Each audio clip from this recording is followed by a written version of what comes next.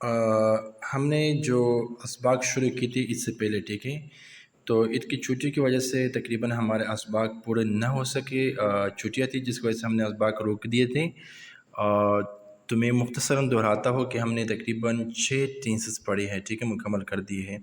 اس میں سے present simple ہے، پاسٹ سمپل، فیوچر سمپل، اور present continuous, past continuous, future continuous.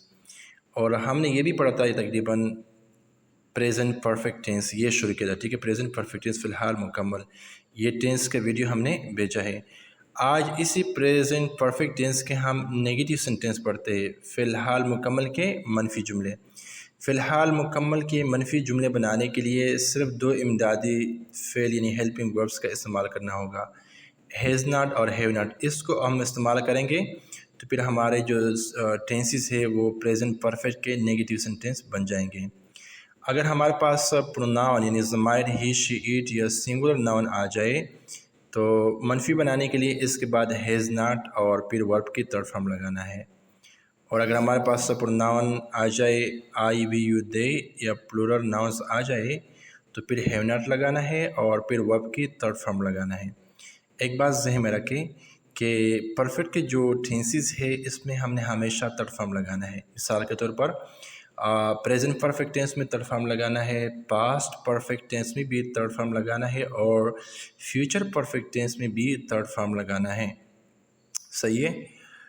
ایک بات یہ بھی ذہن میں رکھو کہ ہمارے پاس جو ہیز ناٹ ہے اس کو مختصراً ہیزنٹ اور ہیو ناٹ کو مختصراً ہیونٹ بھی لکھ سکتے ہیں، ٹھیک ہے۔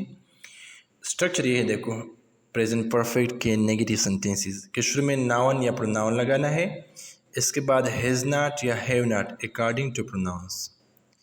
اگر ہمارے پاس he, she, it singular noun آ جائے تو پھر ہیز ناٹ، اور اگر آئی، وی، یو، دے آ جائے تو پھر ہیو ناٹ لگانا ہے، ورب کی تھرڈ فارم اور اس کے بعد آبجیکٹ۔ ہی آ گیا تو ہی کے ساتھ ہم نے جیسے کہ پڑھا ہے کہ ہی کے ساتھ ہم نے ہیز ناٹ لگانا ہے، تو ہم نے ہیز ناٹ لگا لیا۔ He has not gone to school, وہ اسکول نہیں جا چکا ہے۔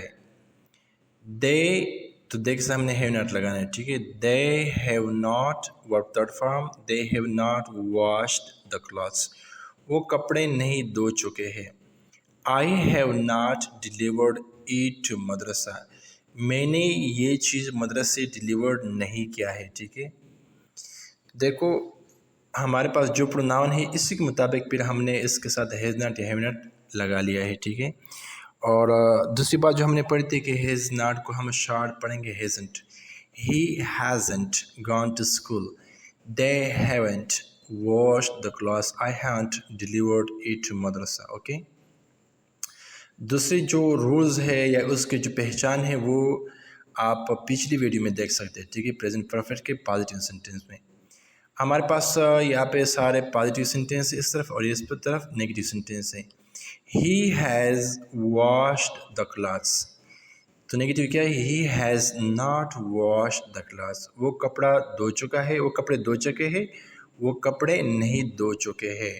احمد ہیز گون، احمد جا چکا ہے۔ Ahmed has not gone, Ahmed نہیں جا چکا ہے، یا احمد ہیزنٹ گون، ٹھیک ہے۔